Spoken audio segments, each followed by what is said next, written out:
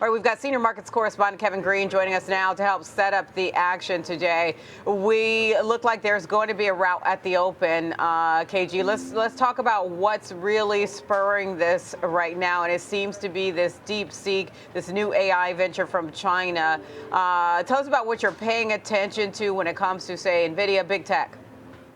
Yeah, obviously we are seeing a little bit of a sell-off here today to start off the day. But let's see, we have a very long time to go until the market close here, Diane. And that aggressive sell-off, as you talked about the NASDAQ 100 futures selling off around 5%, that would be kind of an anomaly here. So you are expecting maybe some buyers to really step in. But the story is around DeepSeek. This is a startup, as you kind of talked about, from China. And the reason why there's a little bit of concern is because the DeepSeek has been able to create, or the claim is that they have been able to create a large language model that is actually better than ChatGPT or Meta's Llama or any of the items that we have here in the United States or from the major players here in the United States.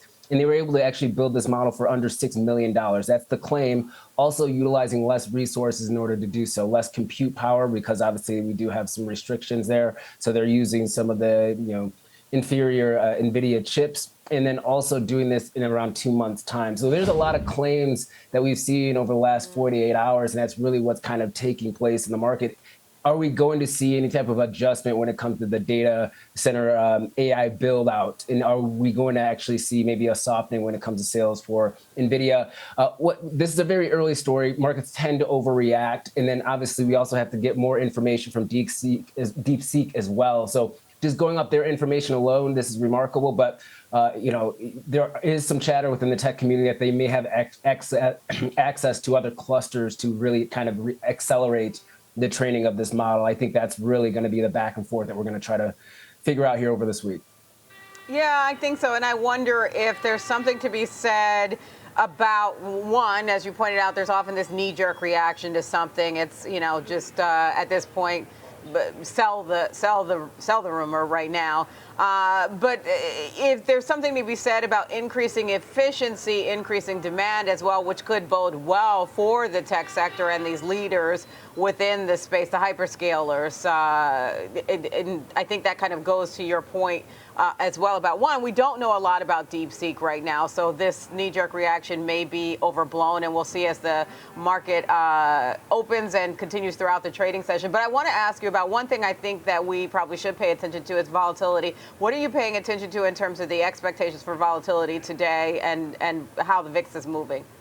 Yeah, this is kind of actually right on time. If you kind of go back over the last 15 years, on average, we actually do see a vol spike starting on January 24th. So even though the news, it might be something that caught us off guard, the volatility spike itself is actually normal for this time of year. Now, one thing to just kind of note, the volatility that we are seeing, or the VIX right now, which is sitting at around 20 and a half or so, only about 21, is actually still priced lower than the actual realized volatility that we're seeing in the market right now.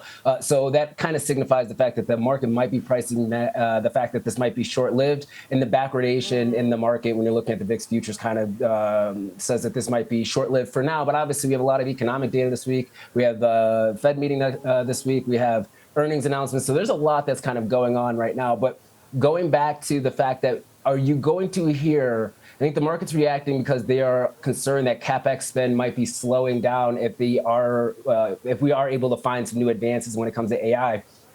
But here's the thing, Diane, just to keep in mind, these companies are going to be reporting this week are not going to change their guidance because of news that they heard 24, 48 hours ago, right? So I think that we probably will still hear the same commentary that we would have heard if this was a week ago from a lot of these companies like a Meta, a Tesla, Apple, what have you. And so I think that's kind of one of the overreactions that we are seeing in the market right now. I'm not sure if you're going to see any type of change in tone when it comes to CapEx spend right now. They got to figure out how they did it. Yeah. That makes sense. That makes sense. When I think about the last quarter, there was mixed reaction in terms of the Mag 7. I mean, the previous 2 quarters, you saw that there was, there were ones who outperformed and one who disappointed the street. Microsoft and Meta were among the groups who disappointed in the last quarter. When you think about the setup for this week, which matters the most in terms of the Mag 7? Is it Meta? Is it Microsoft? Is it Apple, which is also has different headwinds that we're worried about? Is it Tesla? Those are all really good questions. I think they all have their own individual stories. I am actually going to be looking at Microsoft because they already have an AI software product and Copilot that's been launched, and they are monetizing that right now. So we want to get some more clarity as to the adoption rate there, as well as the profitability, if there is profitability for that product.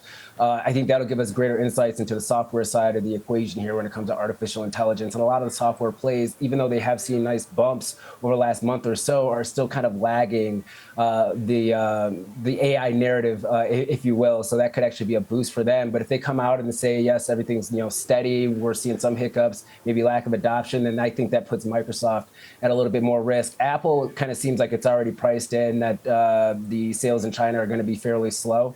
And then for Tesla, I think it's more just entertainment for the conference call. What does Elon really have to say post the Trump election? I think that'll be the big highlight there, because we already have the production numbers for the quarter.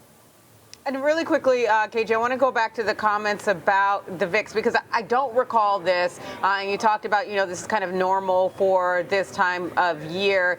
If we go back to some of the volatility that we saw when we saw a sell-off in, was it July, where we had that big sell-off sparked by the yen carry trade, was the volatility higher then than it is now? Oh, yeah. Yeah, it was. And there was actually a little bit of an artificial push to the upside when it came to the VIX, because now S&P 500 options trade 24 hours a day. In the overnight, S&P 500 options are very, I would say, illiquid, but the spreads are very wide, and really only institutions, for the most part, actually have access. So when we actually had that event, the spreads on those options widened out even more, which artificially moved the VIX up higher. It was like 65 or 67 or what have you. Probably wasn't the most accurate print. If you looked at the VIX futures, I think they were sitting at around 40 or so. 20.8 VIX on a day where you have the NASDAQ going down 5% on an intraday basis is actually relatively low. But the heightened volatility, for the most part, just doesn't mean that the market has to go down. It just means that we're going to have some intraday swings. And that actually could be a very good environment for swing traders and intraday traders. So, it's kind of a welcoming sign, in my opinion. It was getting kind of boring there towards the end of the week last week. All right. Buckle up, Kevin Green, with the numbers to pay attention to when we're looking at the VIX right now, 20.8. Kevin Green, senior markets correspondent here on the Schwab Network.